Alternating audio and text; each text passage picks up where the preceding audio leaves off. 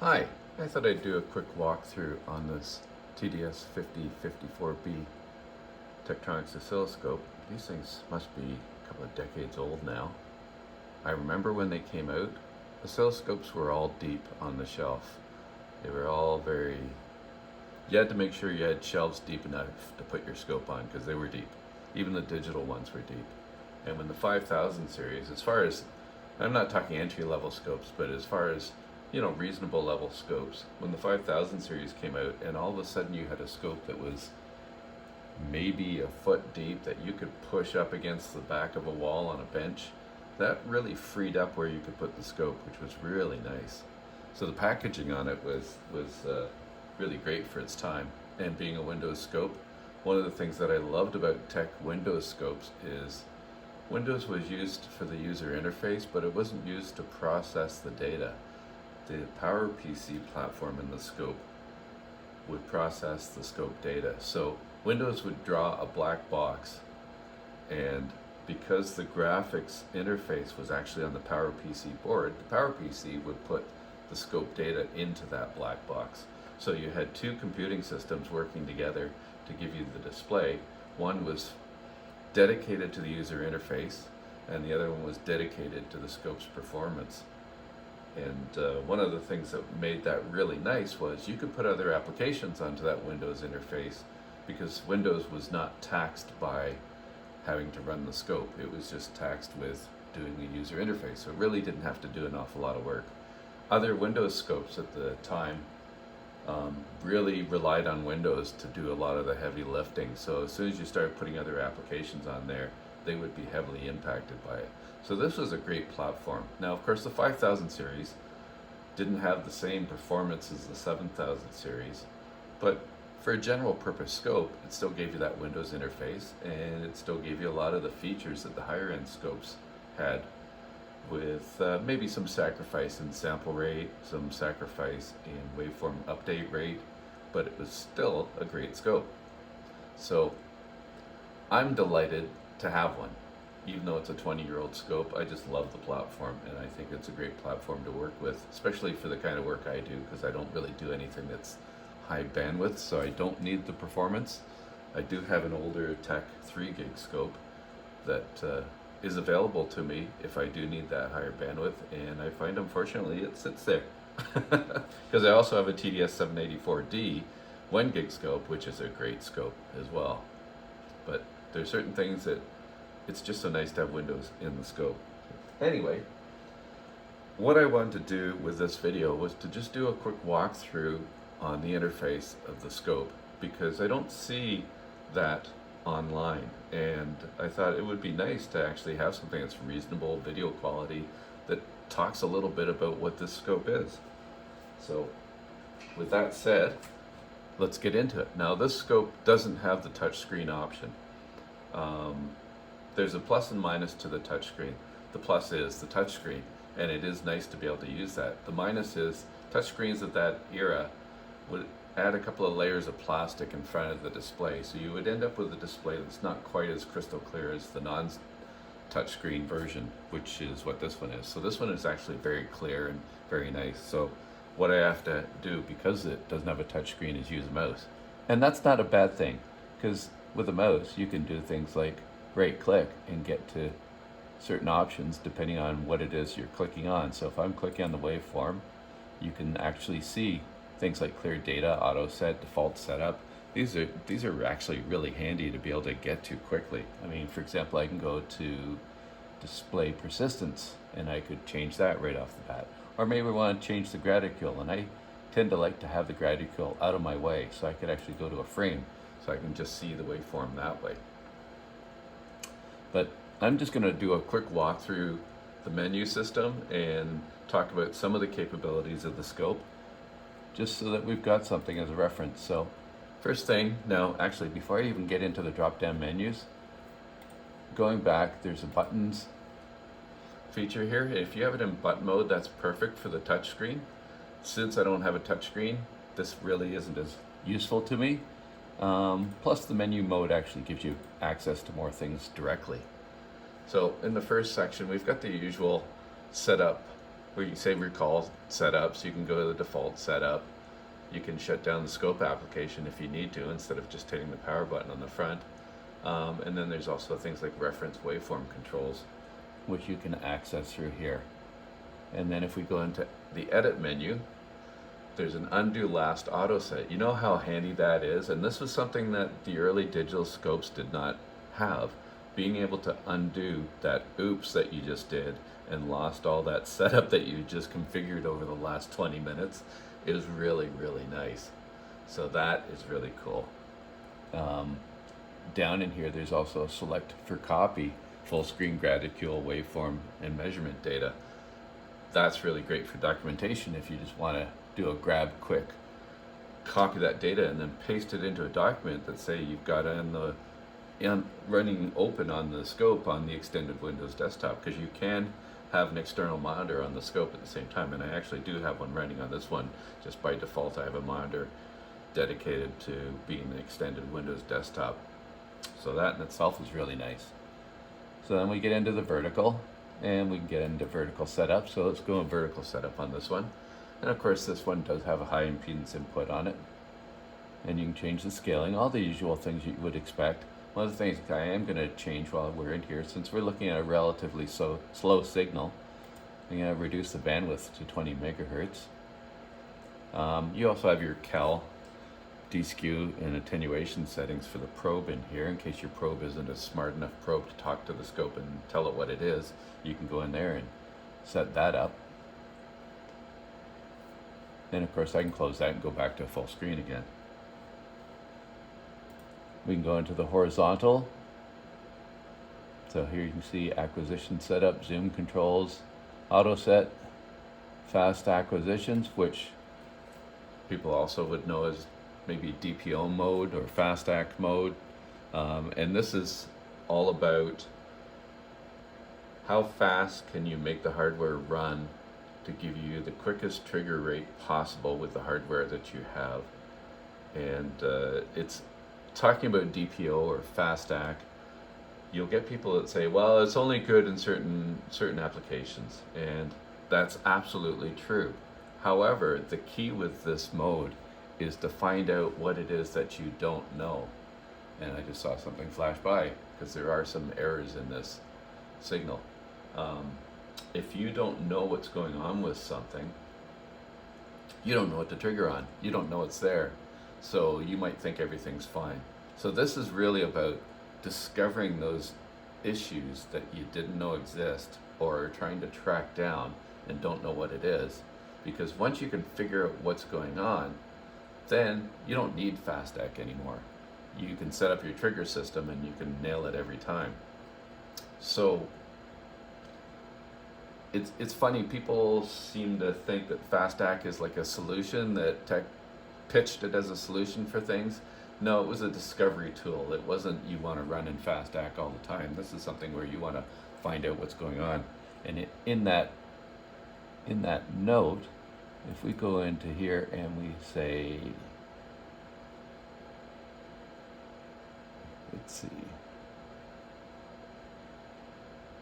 it's been a while since I've done this.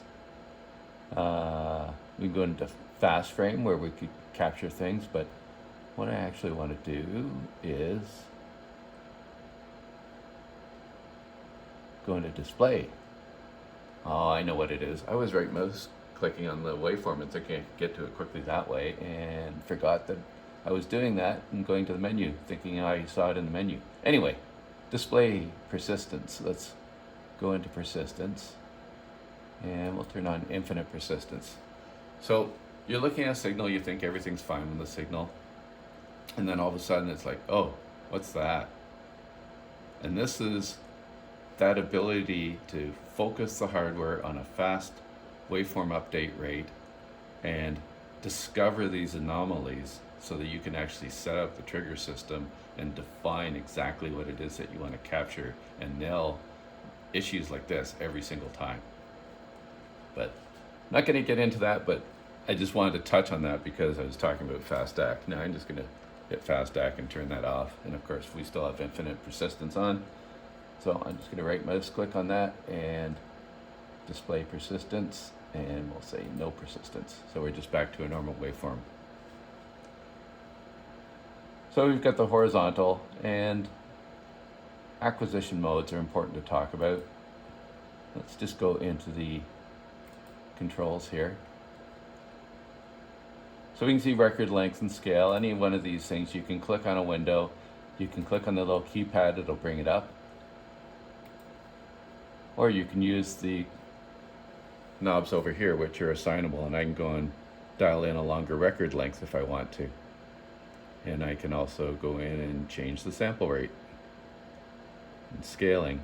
So you've got that ability to grab these controls. And this is something that we first saw on Tekscopes with the 7000 series arrival in the early, I guess, B2000, when the 7404, the TDS7404 came out.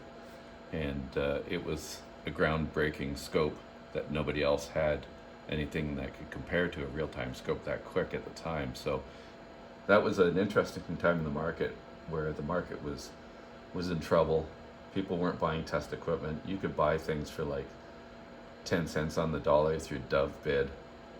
Buy an instrument that was worth $150,000 for $15,000 because nobody was buying test equipment. And yet tech was still doing well because they had products that nobody else even made yet. So it was actually a good time for tech when everybody else was suffering and they were still in the black. But anyway, acquisition system.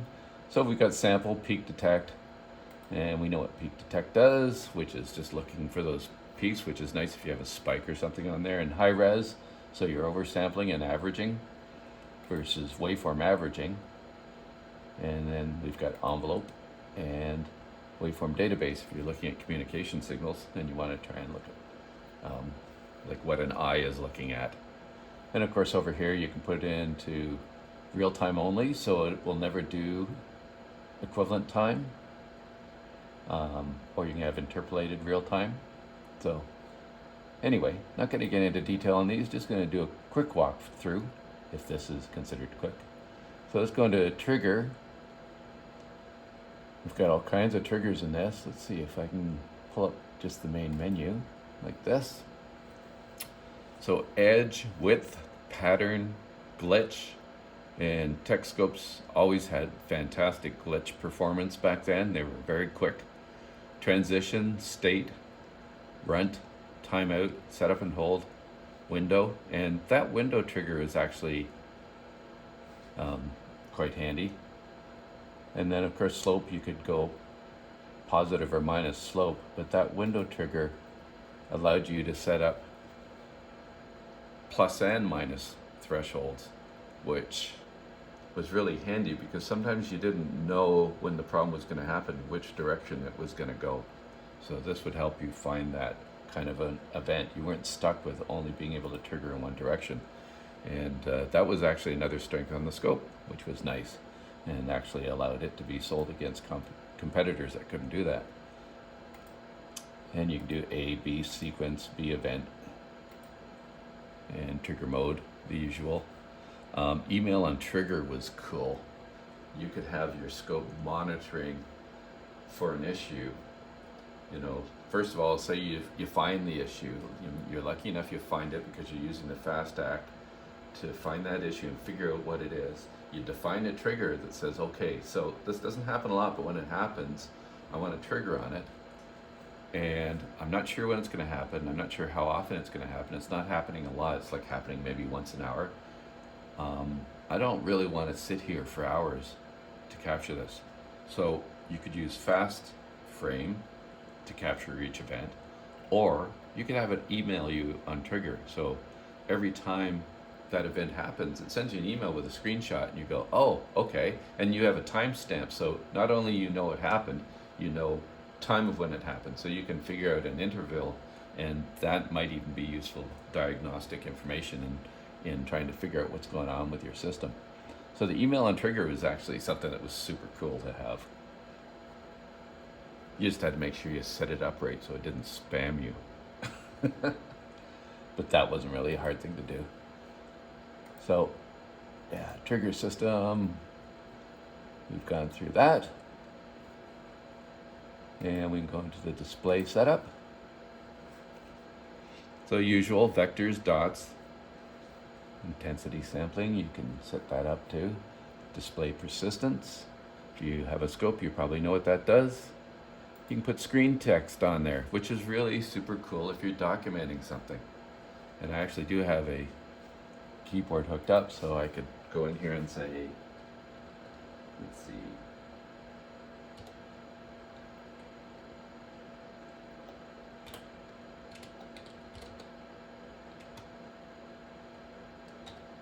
maybe we'll just do something like this.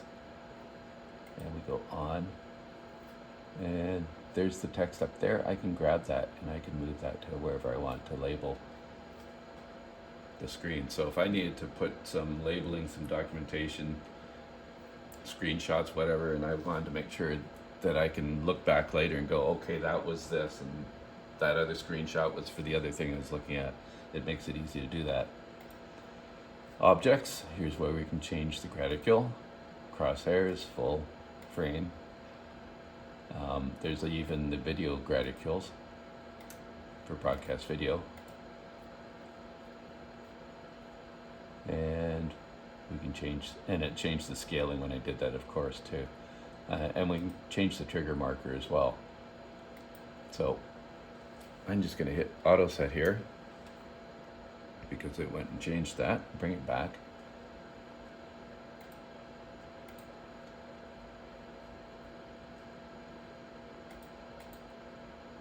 And there you can see the long trigger threshold, which is handy at times. Turn the display of the date and time off if you want. And then you can go in here and change colors. So if you want to change colors. And on that note, sometimes if you're doing a fast stack and you don't really want the temperature grading, you can go with like green and make this really look like an old scope, which is kind of cool. So if I close that, oh, don't have a touch screen, I can't do that. That's funny. So we can go in here and actually change the scale. We can adjust the intensity. And this is where you can take something that at that time, DSOs really, a lot of them looked really crude. Whereas this, you're starting to get the intensity grading of an analog scope showing up in scopes, and depending on the waveform you're looking at, that can make a huge difference in what you can see. But let's just auto set this back and turn off fast stack. Then of course we've got the usual cursor controls. So you can go in here and adjust them, horizontal bars, vertical bars, look at between two waveforms, or have both horizontal and vertical on there. And of course, every time you click on something, you see the assignable controls here will follow along with that.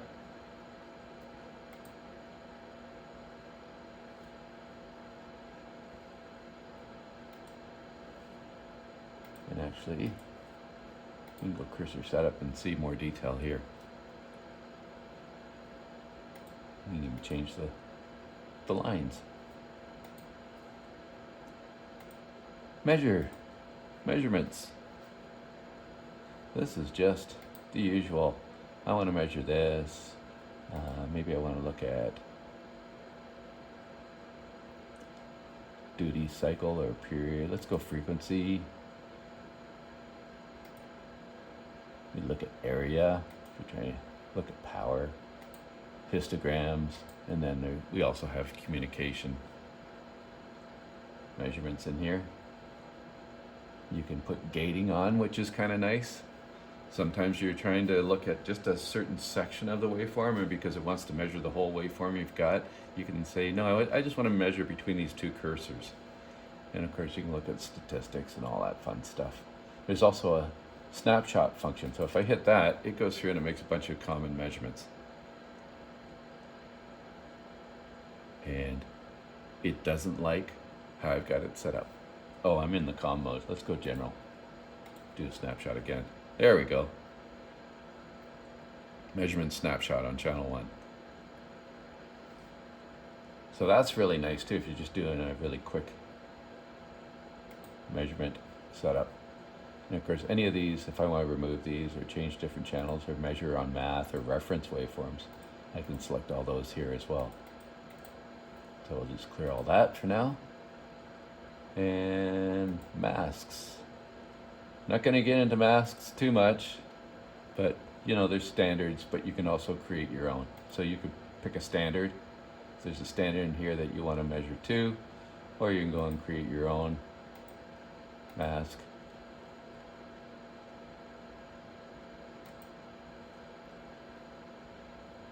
So if you've got a waveform that you consistently measure over and over and over, you can set that up. If we go into the more, there's the user mask. We can edit the user mask and actually go in here and draw the mask however we want to draw it. And I haven't done this in so long, I don't even remember how it works. Which is kind of funny. No, that's not how it works. Oh, okay, I have to go to the next segment, I guess. Oh, no, that's right. Next vertex, there we go. And then I can go and adjust this and then go to the next one. Adjust that, and then if I need to add one, go like that, add one. So let's do something that makes no sense, and we'll make the mask cross itself, just for a laugh. And I can delete it, delete everything.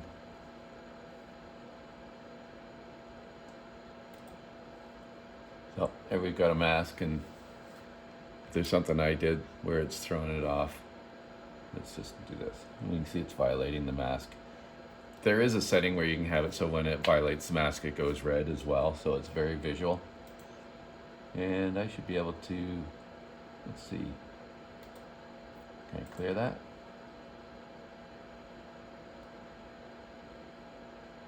There's mask settings, mask on. We'll turn that off. And cursors will turn off as well. And trigger.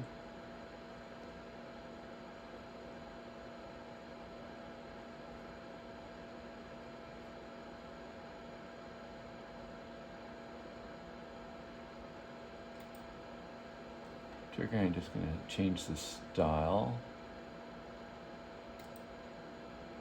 Wherever that was. Now I've forgotten. I'm rusty.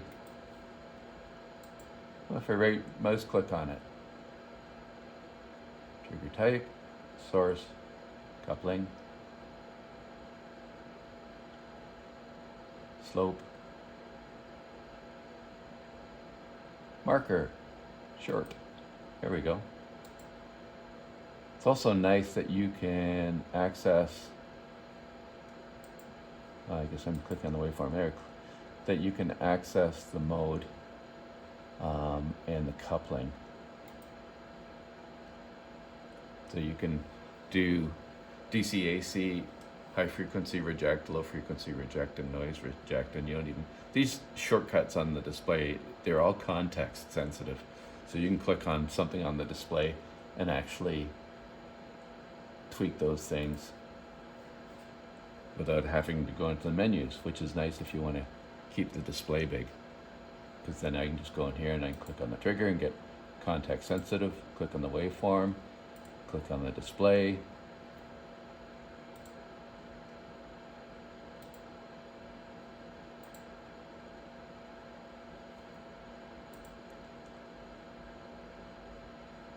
So this is all kind of cool. I can go in here and change color, for example. If I want to change the hue, I just go up here, dial in whatever hue I want.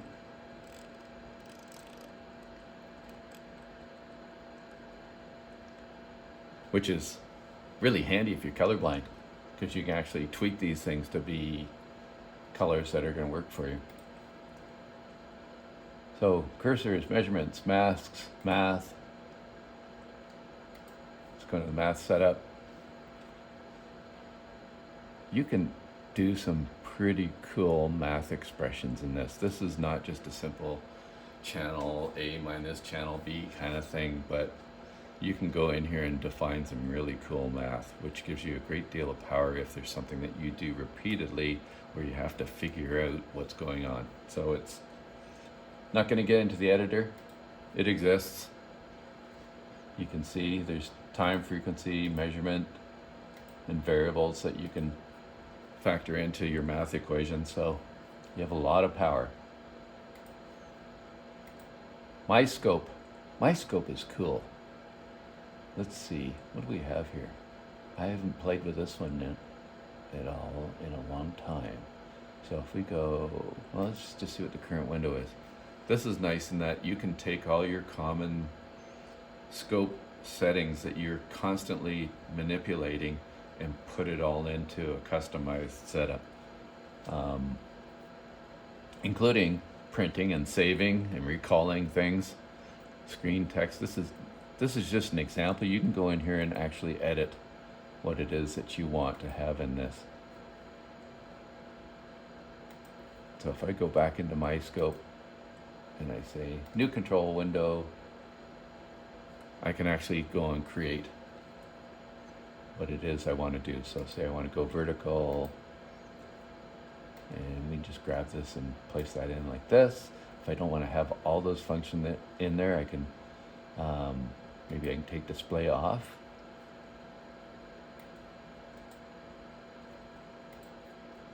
And then I can bring it in like that. And you just basically build your own custom menu in the scope. Super cool function. Again, that was very leading edge at the time. I mean, these days, the scope's a 20-year-old scope, but for 20 years ago, this stuff was super cool. So we're not going to save that.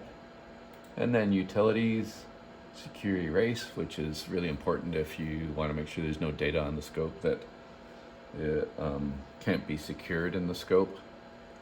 Some of the scopes actually, after this, ended up with removable hard disk drives so that you could lock up the drive. This is also good though if you were like selling the scope and you want to make sure that you're not leaving anything on it when you sell it. And actually when I bought this scope used, there was a little bit of data on there from a previous company, so they didn't use this function. But I did. I got rid of it because I really have no need for somebody else's data.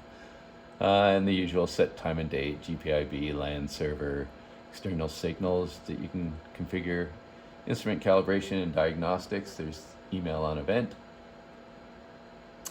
user preferences, and option installation. So for example, if we go into this guy, I can go and put in a new key to enable functions. I can also see on here, and I can also see in the about, what's installed in this, what options are already installed in this scope, which is kind of nice. And then of course the help function. So external signals, I'm just going to hop in here for a second. External reference in, okay, so it's not talked about in here, but something else that I love about these scopes, and a number of tech scopes do this, even my old 784D has this. Channel 3 has a buffered output, which most people don't even realize it's there. Some people know it's there, but don't necessarily use it. But if you think about having some other measurement capability, for example, if I'm looking at guitar amplifiers, for example, and I want to be able to do just a Windows-based sort of spectrum analysis of what the audio signal looks like, and it's something where I want a different format than, say, just doing an FFT on the scope, I can take the buffered output from channel 3 and feed it into the sound card on the Windows machine. In this instance, I can actually send it right back into the sound card in the scope and run the software on the scope on the extended Windows desktop, which I do. So I've added analysis capability using not a high bandwidth digitizer, but certainly a higher bit range digitizer, and I feed it through the scope channel. So I'm using the probe capability of the scope to probe around in the amplifier, which, you know, could easily have 400 volts in it, to get that audio out, AC coupled, get that audio out if I have to probe somewhere where there's high voltage, and feed it into a Windows interface that's really inexpensive but really useful for what I'm doing. And I mean, you could also take that same output and put it into a spectrum analyzer.